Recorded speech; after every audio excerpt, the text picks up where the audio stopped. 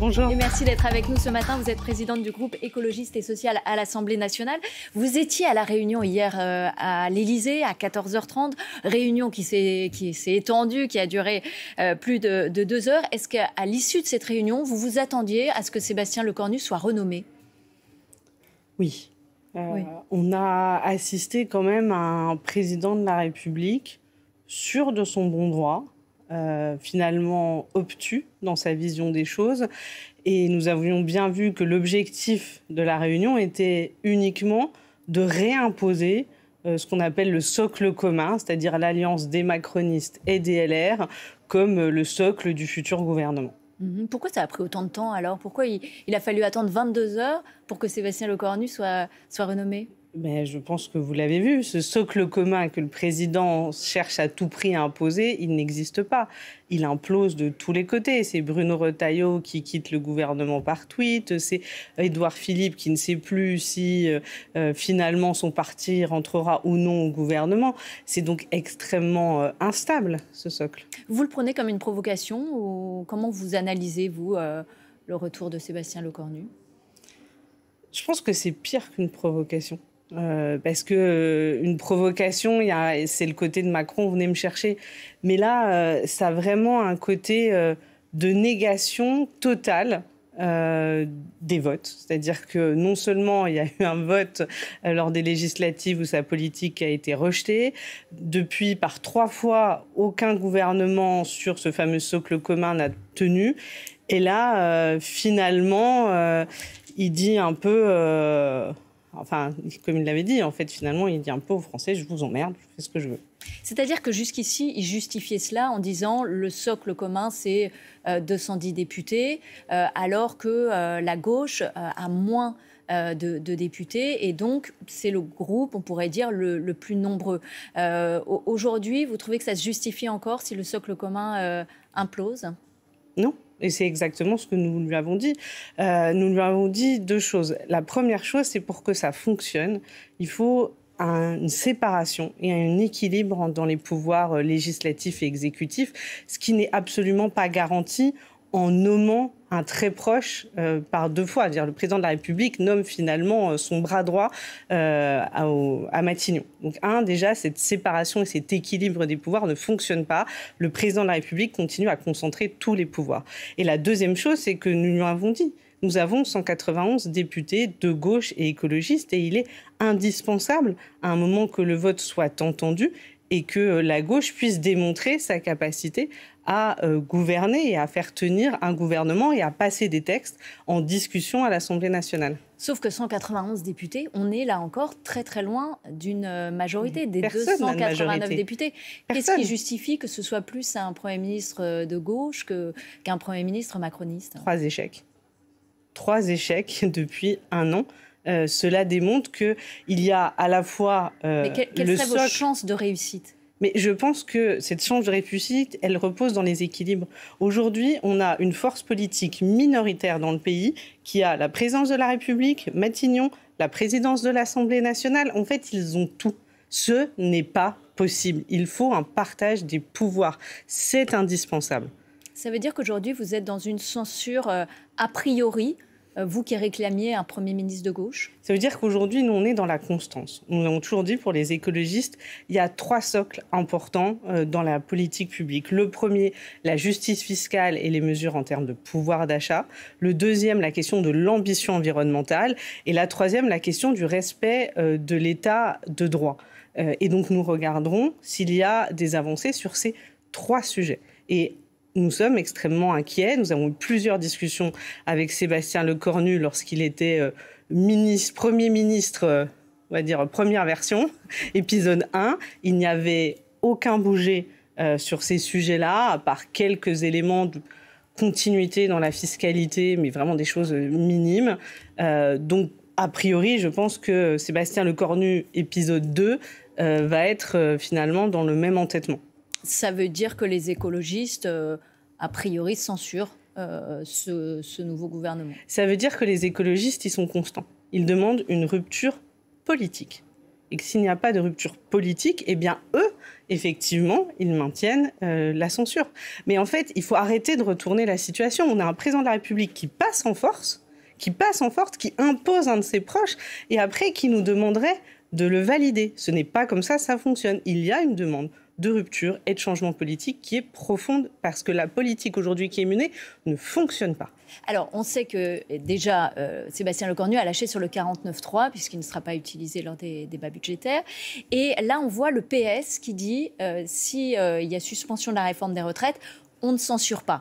Est-ce que vous pourriez dire la même chose chez les écologistes ? Je vous l'ai dit, nous, chez les écologistes, bien sûr, nous voterons la suspension des retraites. Nous-mêmes, nous défendrons l'abrogation de la réforme des retraites. Mais c'est pas suffisant. Si Sébastien Lecornu... c'est pas une question, c'est un discours de politique générale.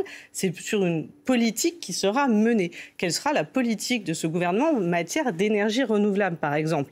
On voit bien que Sébastien Lecornu était prêt à céder aux Républicains et était très proche d'un moratoire sur les énergies renouvelables. Cela, pour nous, n'est pas possible. Qui a été voté à l'Assemblée nationale en première lecture. Tout à fait, mais qui a été voté par amendement, mais le texte a été rejeté. Donc il y avait bien un refus de l'Assemblée d'aller vers cette orientation du moratoire. La deuxième chose, c'est donc il y a bien sûr la question de l'ambition environnementale, et la deuxième chose, c'est concrètement, à la fin, est-ce que la politique qui est menée par ce gouvernement va améliorer la vie des Français ? À ce stade, la copie de Sébastien Lecornu n'améliore rien. Et même pas un peu, ne rééquilibre pas les choses entre les ultra-riches qui se gavent et tous les gens qui aujourd'hui galèrent. Et c'est ça qu'il faut faire. Est-ce que vous êtes attaché à la taxe Zuckman avec ce nom-là, ce qu'elle représente, les 100 millions de patrimoine, ou est-ce que une autre taxe qui ne toucherait pas, par exemple, certaines entreprises qui ne font pas de bénéfices et de dividendes, on ne va pas les reciter, ça pourrait vous convenir ? Nous, il faut le dire, grâce aux écologistes, à la gauche, grâce à la mobilisation sociale, le gouvernement a un peu ouvert les yeux, et Sébastien Lecornu nous a dit, effectivement, je reconnais que les 4000 foyers les plus riches de France payent finalement moins d'impôts que ce qu'ils devraient, c'est-à-dire autant que des classes moyennes. Et ça, c'est pas acceptable. On est de l'optimisation fiscale. Oui, à cause de ce qu'on appelle les holdings, c'est-à-dire des structures qui sont faites pour... C'est des espèces de tirelires géantes où ils mettent leur argent, et ce qui permet d'être moins imposés. Donc ça, il a dit qu'il allait les taxer. Oui, enfin, il a dit qu'il allait les taxer à minima, sans toucher aux biens professionnels. Et on sait qu'en fait, ces valeurs-là, si on prend Bernard Arnault, son patrimoine, c'est des actions au sein de ces entreprises. Et donc, si on enlève les actions, en fait, on taxe pas grand-chose. On continue à protéger cette tirelire géante. Et donc, la question, c'est est-ce qu'on va aller toucher à ce patrimoine-là qui fait qu'ils peuvent emprunter autant qu'ils veulent, qui fait qu'ils arrivent à vivre bien au-dessus de la manière dont chacun d'entre nous vivons. En fait, la question, c'est le partage des richesses. Ça peut être la taxe Zuckman. Ça peut être une modification de ce qu'on appelle le Dutreil, c'est-à-dire une fiscalité moindre pour tous ces héritages dorés chez les très très riches. Ça peut être un retour de l'ISF et de l'ISF climatique. En fait, on peut trouver plein de formules. On peut même mettre les biens professionnels dans la taxe des holdings. À la fin, nous savons qu'il faut aller chercher 20 milliards d'euros sur ces ultra-riches. C'est ça le sujet. Est-ce que cette cacophonie gouvernementale et cette cacophonie politique, finalement, à laquelle tout le monde participe, ne bénéficie pas au Rassemblement national ? Oui, on doit tous faire mieux. La première chose qu'on entend, tout le monde nous dit, en gros, vous êtes tous des nazes, et on a du mal à leur dire le contraire. C'est pour ça que je vous expliquais qu'on essaye d'être constant dans notre posture au sein du groupe écologiste et social. On est très clair sur nos lignes de force et sur le fait qu'on souhaite discuter, mais qu'il faut qu'il y ait des bougées et une rupture dans la politique. La deuxième chose, c'est que ce qui est en train de profiter au Rassemblement national, il participe aussi de la cacophonie. En fait, on ne sait jamais. Alors là, ils ont pris une décision cette dernière semaine. Mais pendant des mois, ils ont dit on censure peut-être pas. Ils ont joué de manière assez trouble. Sauf que, c'est peu révélé. On voit bien qu'il y a un intérêt beaucoup plus fort sur les crispations, notamment à gauche. Et deuxièmement, ce qui est en train de se passer, et ça a été dit juste avant que j'arrive, c'est-à-dire que c'est une recomposition, c'est-à-dire que les LR sont en train... Les Républicains, la droite, sont en train de se rallier à l'extrême droite. Et ça, c'est extrêmement dangereux. C'est-à-dire que, finalement, c'est une disparition de l'offre politique gaulliste républicaine qui se font dans l'extrême droite française. Et ça, oui, c'est un danger.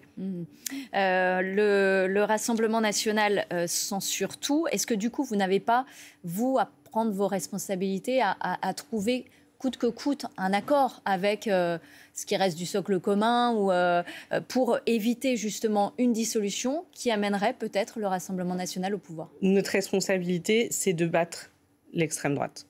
Pour ça, il faut, que la gauche, elle s'unisse. Il faut arrêter les querelles de chapelle. Quand c'est la France qui est en danger, on se met d'accord. La deuxième chose, il ne faut pas faire le coûte que coûte. Parce que si à la fin, la gauche devient finalement l'excuse pour Emmanuel Macron de continuer sa politique, je pense que c'est laisser un champ énorme à l'extrême droite qui se posera en seul opposant.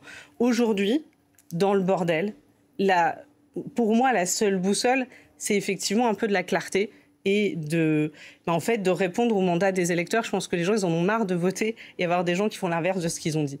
Donc oui, on est capable de discuter, mais on ne peut pas nous demander de nous renier parce que Emmanuel Macron veut garder tous les pouvoirs. Est-ce qu'Emmanuel Macron doit quitter le pouvoir? La question se pose, sérieusement. Vous voterez la destitution, puisqu'il y a une motion de destitution qui va être à nouveau proposée par la France Insoumise? La destitution avait été signée par une majorité des membres du groupe écologiste et social. Et vous savez, avant qu'elle passe dans l'hémicycle, il y a le bureau de l'Assemblée nationale qui vote sur sa recevabilité. Nous avons voté cette recevabilité parce qu'on le voit. Le départ du président de la République est aujourd'hui dans le débat dans la société.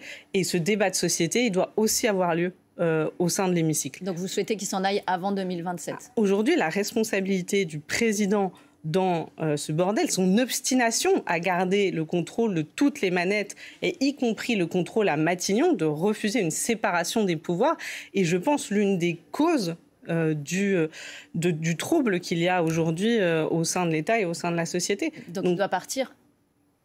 Mais ça sera à l'Assemblée de le décider. Vous savez, moi, je n'ai pas signé la destitution, mais je suis en train de cheminer en me demandant est-ce qu'à un moment, on aura d'autres choix que de dire effectivement qu'Emmanuel Macron, ce n'est plus possible.